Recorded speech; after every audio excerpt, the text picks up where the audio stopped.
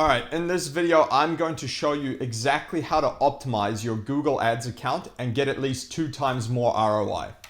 So once your Google Ads have been running for a while, you're going to need to go into the account and actually optimize the campaigns for best results. So this is an ongoing process which you should do regularly as long as the campaign is running to get the best return from your ads.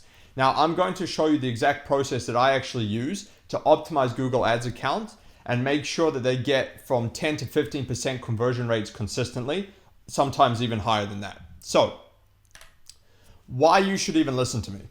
So here's a couple of screenshots from some Google Ads accounts that I manage. So this one, you can see here, this is a law firm's account, and since the beginning of this year, they've been getting a 16.5% conversion rate consistently. Now this conversion rate is measuring emails and phone calls when people click on their phone number to call them. So it's pretty accurate in terms of the actual leads they get. So you can see that that's quite a high number. Now this one is an auto electrical shop. Again, same situation, tracking form submits and the phone call clicks, and they're getting about a 13% conversion rate. And this has been since the beginning of 2022. So for a year and a half on average, they've been getting this conversion rate. Now, this is another one, which is a pre-purchase inspection business. Now, these guys are getting a 4.6% conversion rate. But what the key thing with this one is that this is on purchases, not leads. So when someone actually checks out on their website, pays the $165, which is what they charge to do the inspection, then it's tracked as a conversion. So this is actually on actual money in the bank conversions. And as you can see here, the actual return on ad spend is over 1,000%. So for this $2,500 they've spent on ads, they've made somewhere over $25,000 on average. And this is since the beginning of 2022. And this is another one that I want to show you as well. This is a car servicing shop. They offer a range of service to do with servicing high-end cars. And you can see here from August last year, they've been getting on average an 8.6% conversion rate, which may seem a little bit lower. However, what's interesting about this one is they've told me that they're getting more than half of the people that email or call them actually come in and become a customer. So that's actually extremely high. So as you can see, I'm getting at least fairly decent results from the ads that I'm running. So now I'm going to show you how I actually do that. So there's a couple of things I want to go over first before I show you what actually to do. And this is when to do it and then how often to do it. Hey guys, real quick, if you run a service company and you'd like to add at least $100,000 to $300,000 per year in new business, guaranteed, or you don't pay, just hit the link below to book a call with us and we'll show you exactly how we'll do that for you. Back to the video. So first of all, when should you first optimize the campaign? So the first thing you need to be aware of is that there's actually not much point going into the Google Ads account after like a week of launching it and doing what I'm about to show you. Unless you're spending a really big budget, there's simply not going to be enough data to work off in order to be able to make the correct decisions and properly optimize things. Now, as a side note, when you do launch a new campaign, I always recommend going and checking on it for the first few days to make sure that all your settings are correct and it's actually getting clicks and impressions, it's showing in the right locations and things like that. So go in and check on it, but don't start optimizing anything. Now, in terms of going in with the intention to actually optimize, like I'm going to show you here, I would typically recommend leaving it to run for 30 days at least. And then after 30 days, you can go in and make the first optimizations. So the 30 days is going to give Google enough time to adjust things on its end and optimize for your particular bidding strategy. And it also gives you quite a bit of data to work with as long as you're spending any sort of significant budget. So anything above $500 a month plus, you should be getting decent data after 30 days. Unless you're in a really expensive niche like personal injury law, something like that, where cost per click is astronomical, then obviously you're going to have to spend more. Now, if you go in and change things earlier than this, what may happen is you might actually jump the gun and change things based on incomplete or statistically insignificant data. And so the problem with this is you might change something that you just didn't get enough data on and it would have actually worked well, but you've stopped it or changed it and now it won't work as well and your campaign's actually going to perform worse. So you need to be careful about that. You can't make decisions based off a small number like 20 clicks. You need a significant number. So I try to aim for at least 100 clicks on anything I'm optimizing before making any judgments. So for instance, like on a particular ad or on a particular ad group, you want to have at least 100 clicks before you make any optimizations related to that specific thing. Now, how often should you do this process? I recommend that you go in and do this process once every 30 days. So what happens is over time, as you do this over and over, you'll start to really dial in your Google Ads campaign, and it's going to start performing really, really well if you do this correctly. So for example, you might start off with a 4% CTR, click-through rate, and a 4% conversion rate. Now, after going through this process, let's say after the first 30 days or after the first 60 days, you clean up the keywords, improve the ad copy, do the adjustments I'm going to show you in this video, and you might actually bump that up to, let's say, 6% click-through rate and 6% conversion rate. Now, let's say you do the same thing again in another 30 days, and now you bump it up to 8% click-through rate and 8% conversion rate. Now, you've literally just doubled your return on investment on this campaign because you've doubled how much you're getting from it compared to where you started, without having to actually spend any more money just by making these incremental improvements. So that's literally how this works, and you can literally get twice as many leads, or sometimes a lot more than that, as you did compared to the first month, without spending any more money on the ads. Now, this is by no means unrealistic, and in fact, I've seen much higher numbers than this on a regular basis by using this process. So now let's get into it to show you what you actually need to do. So here's what you should optimize. This is what I recommend going through and optimizing every 30 days on your Google Ads campaign. So the first thing I like to start off with are search terms. So search terms are the keywords that people actually typed in to find your ad. There's a difference between them and keywords, because keywords are like the keyword that you put into the ads campaign, and then Google matches that with what the person has typed in, which is the search term. So what's particularly important about this is that the search terms are not going to be exactly the same as the keywords as I'm going to show you. And so you might find that what people are actually typing in doesn't actually match the keywords that you put in, and you could be getting clicks for all kinds of stuff. So what will typically happen when you launch a campaign with your keywords is that you're going to get a whole bunch of unrelated search terms that people have typed in and clicked on your ad in the search terms report. So you won't actually have known about this otherwise unless you actually go into the search terms report, because on the keyword report, you don't actually see this. You just see clicks on whatever the matched keyword was. This is why it's really important to go through this and why I put this first. So to find this report, you want to go into Insights and Reports and Search Terms. So I'm going to show you that in an actual Google Ads account. So if we go here on the left, you've got this Insights and Reports. You would click that, and then you would go to Search Terms here. And in here, you will now find a list of all the actual things people typed in to find your ad. So that's where you find these. So what you need to do is to go through that list of the search terms and exclude any that are not related to what you are selling. So oftentimes what you're going to find is that there are search terms that contain your keyword, but also have another keyword that make them irrelevant, or they're very similar to your keyword, but they're not actually what you want. So a perfect example of this would be the keyword estate lawyer. So a lawyer who specializes in wills and estates specifically. You often find the error of this ad if you put in the keyword estate lawyer, showing when somebody searches real estate lawyer. Now, obviously, these two things are not the same thing at all. They're totally different things. So an estate lawyer who specializes in wills and estates would not want to pay for clicks for real estate lawyer because they can't help these people. So what you would need to do is you would want to go through the list if you see that popping up and add the keyword real to your negative keywords. And so what that's going to do is it's going to stop your ad from showing whenever someone searches the word real estate. So like real estate lawyer. So that's an example of something you wouldn't know unless you went through the search terms report, actually saw people typing in real estate lawyer and your ad being clicked on. If there are search terms that are just blatantly wrong and don't relate to the offer, you'll also want to tick them off the list and just add them as a negative keyword in the search terms report. So let's say you go down the list, right, and you see, let's say we want to do used car advertising ideas. This is just an example campaign, but let's say that we don't want that keyword. You would click that and you would click add as negative keyword. You would select whether you want it on the ad group level or the campaign level. I typically do it on the ad group level. And now you can also adjust the match type here. So you can see here it's got like exact match. You can actually adjust that to, let's say, phrase match, for instance.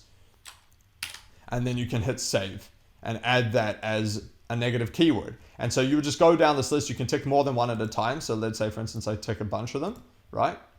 And then I hit add negative keyword. You can see now you can adjust all of them one by one. So that's how you would do that and add them to the negative keywords list. So what happens is over time, once you've done this a few times over, you'll start to see less and less irrelevant search terms popping up in this report. And as a result, you're going to have a much more dialed in keyword settings, and you're going to get a much better return from your ads simply because you're not wasting ad spend getting clicks from keywords that actually have nothing to do with your business. And this is one of the best ways to eliminate that.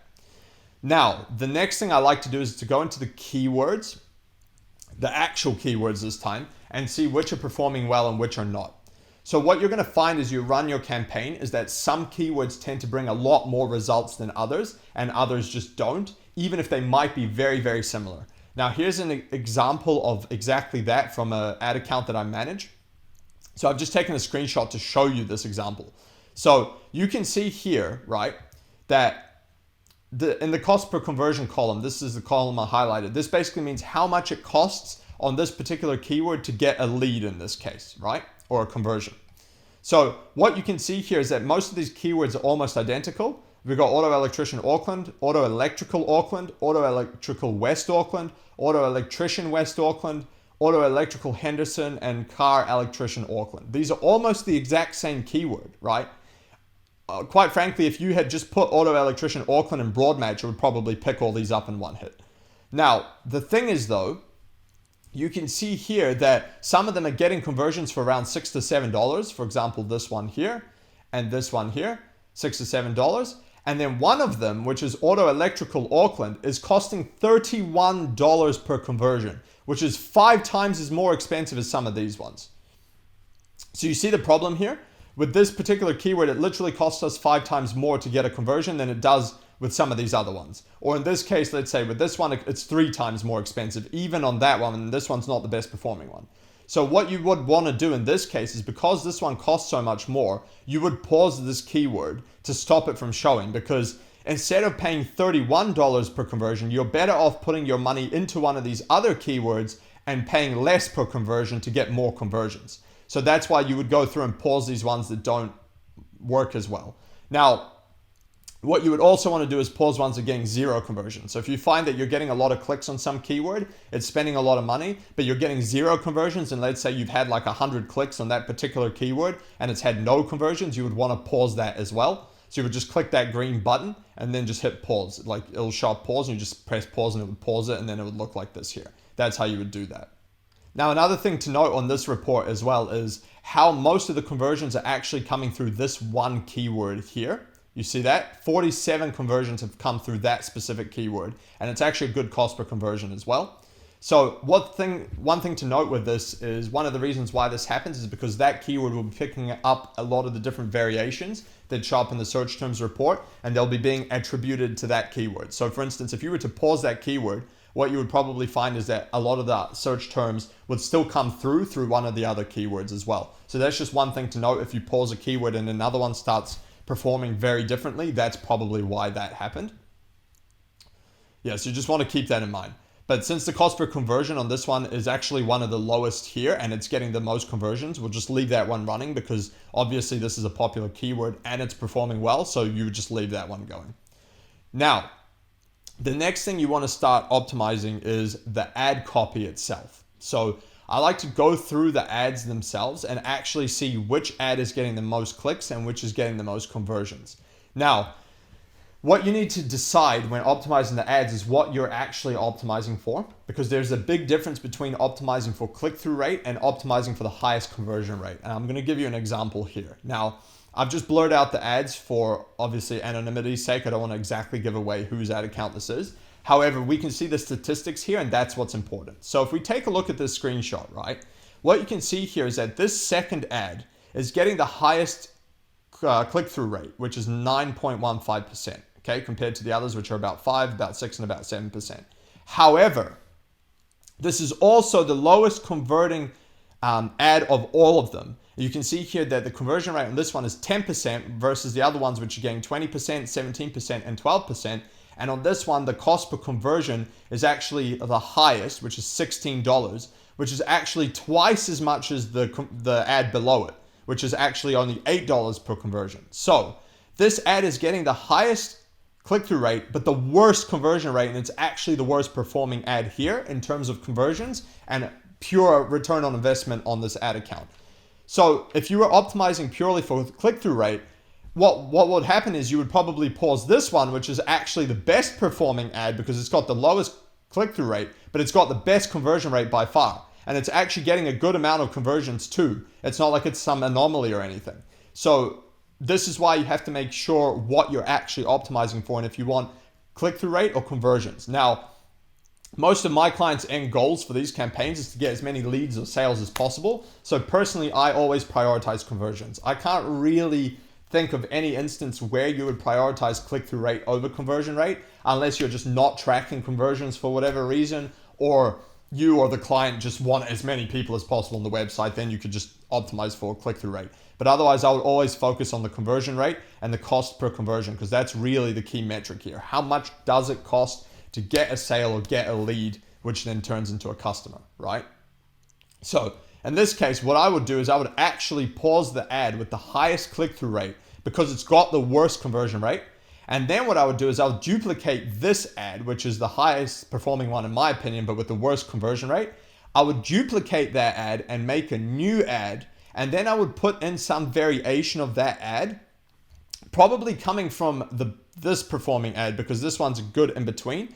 Or I would take an element of this highest converting one, like maybe one of the headlines or one of the descriptions, and I would put that into the new variation. So now what's going to happen is you're going to have this new variation running, which is taken off the best performing ad, but with a bit of a tweak. So what can happen is if you do this right, you might take that ad that was getting a 20% conversion rate and an 8.8 dollar cost per conversion, and you might actually bump that up more to like a 25% or 35% conversion rate and somewhere in the $6 cost per conversion range, which is a significant improvement even on the best performing ad. And compared to the worst ad, it's significant improvement, which is the one that was costing $16. Because if you could get that ad now up to $6 cost per conversion compared to the one that was getting a $16 cost per conversion, you're now getting conversions for almost 1/3 of the cost, which means it's a 3 times better ROI just by making that optimization. So that's how I would go through and do this. So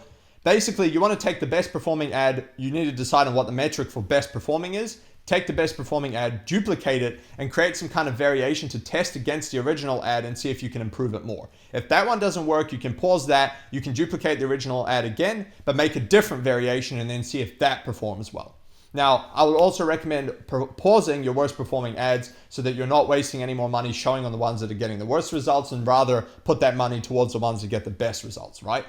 And by doing this over and over again, what you're going to find is you're going to get closer to the optimal ad or like the best performing ad objectively, right? Which gets the best return for your ad spend. And that's how you get much better return on the ad spend in this campaign.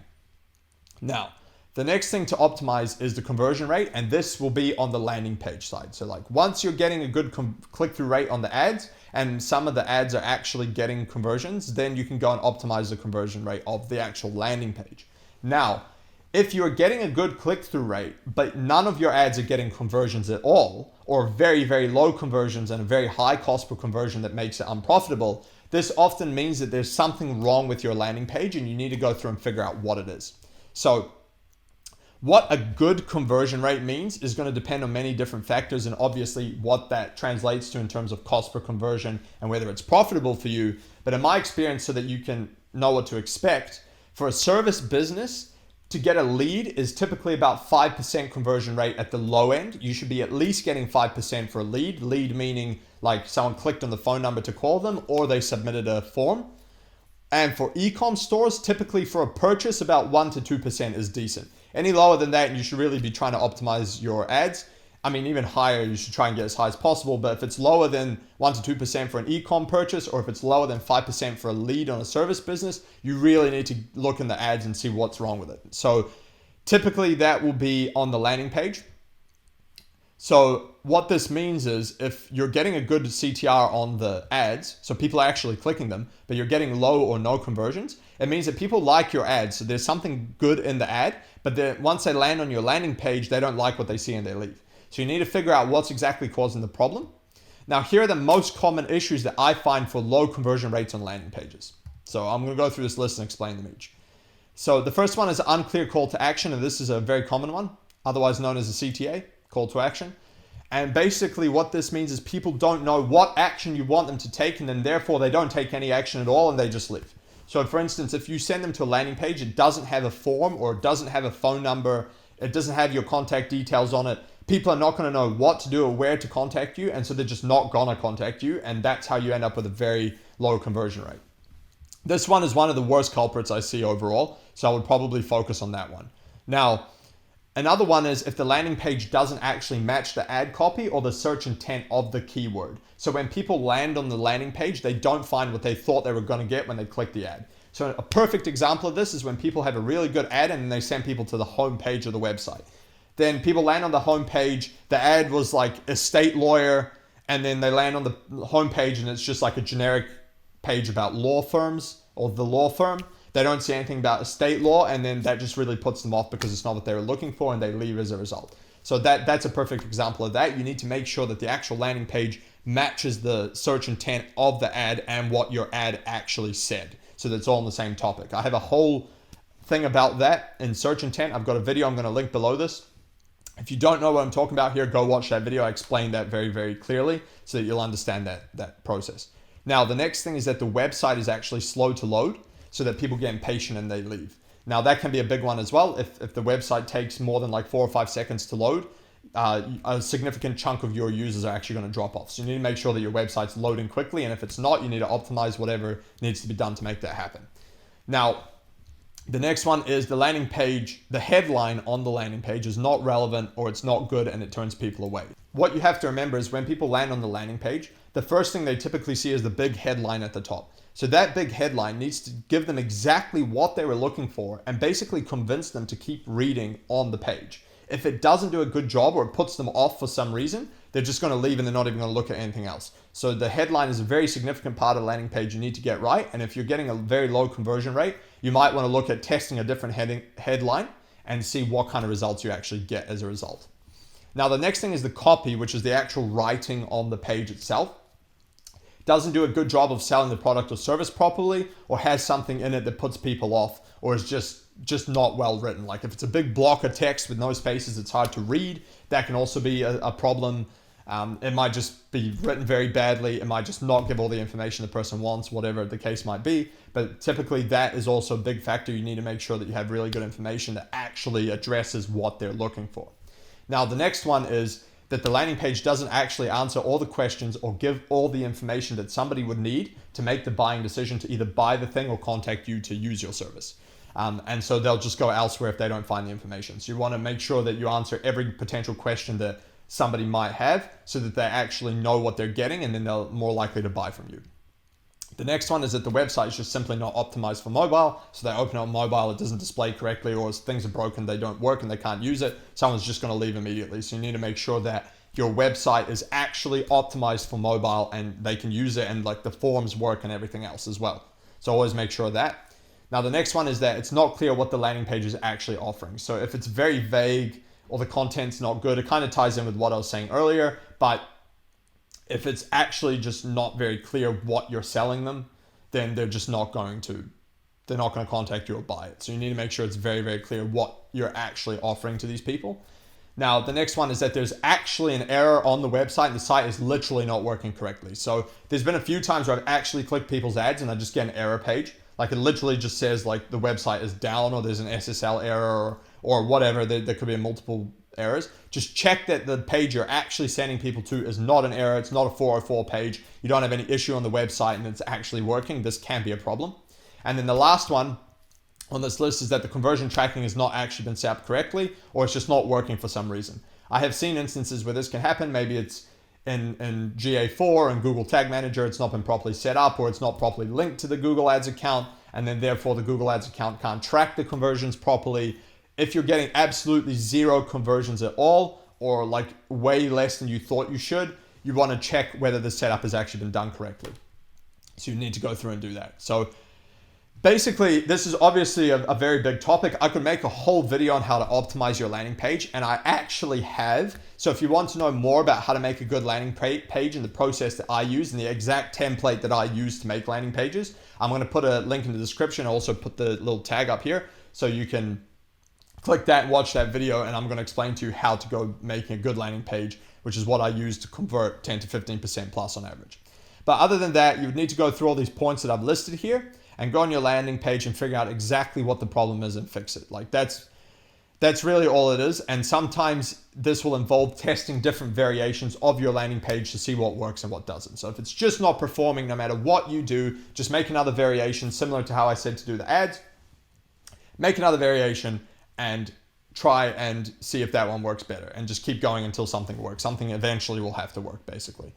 Now, there's a key point here I'll just make about optimizing the landing page. If you're actually getting a decent conversion rate, but you want to improve it, let's say again, between 5 and 10% conversion rate on Google Ads, but you want to try and bump that up to like 15%, what you can do is a similar thing to what I recommended with the ads, where you split test different variations and see what works best. So what you can do here is you can duplicate the ad, leave the ad exactly the same, but make a new landing page and link one of the ads, the new one that you just copied, to the new landing page, so that both of those ads will show up, but one goes to one page, one goes to the other page. And now what you can do is compare the conversion rate of these two ads, because what's going to happen here is that the only difference between these two now is just the landing page. So basically, this is an easy way to tell you which landing page is performing better, and then you can just drop the one that's not performing as well, keep the one that's performing better, and then possibly do this test over again. And that's how you could use that same process to optimize the landing page. Now, the last thing that I recommend doing is the bidding strategy. Maximize clicks versus maximize conversions. So if you followed my guide on setting up your Google ad campaign, I always recommend starting with maximize clicks as the bidding strategy on the Google ads. And you want to leave that running for about 30 days, but 60 to 90 days is better if you can. So this will give you a good baseline of how the campaign performs. And then what you can try to get better results is to actually duplicate that campaign and switch the bidding strategy to maximize conversions. So this will require that you actually have conversion tracking set up. Obviously, if you don't, you can't do this. But basically what this does is it tells Google to optimize to get as many conversions as possible instead of trying to get as many clicks as possible. So what can happen when you do this is that you might notice all kinds of weird data, like your CPCs might actually go up, sometimes substantially, like twice as much or more, or other strange things. But the idea here is that you're going to get more conversions for your money. So let's say you have a really low CPC and you pay for 10 clicks, but one of those turns into a conversion. If you pay 3 times as much for a CPC, but one in every 2 turns into a conversion, then it's worth doing that. And so that's basically what Google's trying to do. So if you run the maximize clicks campaign first, what's going to happen is it's going to give you a baseline for how your ads perform, which you can compare this new campaign against. In my experience, setting the maximize clicks setting, that's the most neutral setting of all of them, and it tends to be the most consistent, which is why I recommend starting out with that one. It's basically the one that works most often when you make it work, when you set it to work. So it also lets Google collect the data that it needs about the conversions while it's actually running, which allows for the maximize conversions campaign to actually perform better because now it's got some data to work off. If you just launched the maximize conversions campaign, basically Google would have to run it for a while to test out different things to get that data and then could actually optimize accordingly. So that's why I think running the maximize clicks one is better. Now, with the maximize conversions one, on the other hand, it can work really well, but sometimes it doesn't work well at all and it actually turns your campaign not profitable. And so sometimes it can also take a large ramp up period for Google to properly optimize it, especially if you have a smaller budget. So you might not see results for weeks or sometimes even more than that. But if you have nothing to compare this campaign against, you will have no idea whether it's actually working or not or what to actually expect. So that's why I recommend running the maximize clicks campaign first. Then you can actually compare against it and see what's happening. Now, I would definitely recommend testing the maximize conversions setting at some point when you're running your Google ads, because when it does work, it really does work, but you need to see if it's going to work for you or not. Now, to set the maximize conversions, make sure that you copy the campaign and make a new one and then change the bidding strategy on the new one. If you just change the bidding strategy on your current one, what's going to happen is you won't be able to actually analyze the data properly. It's going to be very difficult to make out what the hell's going on, and as a result, you're not going to be able to make good decisions. So copy the campaign and then on the new one, switch the bidding strategy so that you know what's happening. So what you would do is you would duplicate the campaign, you would copy and paste, and then you would go into settings. So once you click on the new campaign, you would click settings on this left column here in the Google Ads platform. And then there's a bidding box, as you can see here, I've highlighted, and you would just click this change bidding strategy. So I'll show you how to do that. See here, you go settings, just go into campaign settings. I'm just going to click one of my random campaigns. So now we're in settings on the left. And now you can see here, if we scroll down, you got bidding. And it's set to maximize clicks. You would just click change bidding strategy. And then here in this drop down, you would select conversions. That's all it is, like that. And then you would just hit save. So you can see here it says maximize conversions. So I'm just going to leave that back on clicks. You can see how it says maximize clicks. So that's how you change them basically. So I'll just hit cancel. So yeah, this is just a screenshot showing you how to do that. So that would be the last thing I would test out. So in conclusion, I would go through this list that I've just shown you in this video and do all the tasks I've described here every 30 days. And after a few months, what's going to happen is you're going to notice your campaign, if you've done this correctly, is going to perform significantly better than when you launched it. So I hope you found this helpful. Catch you on the next one.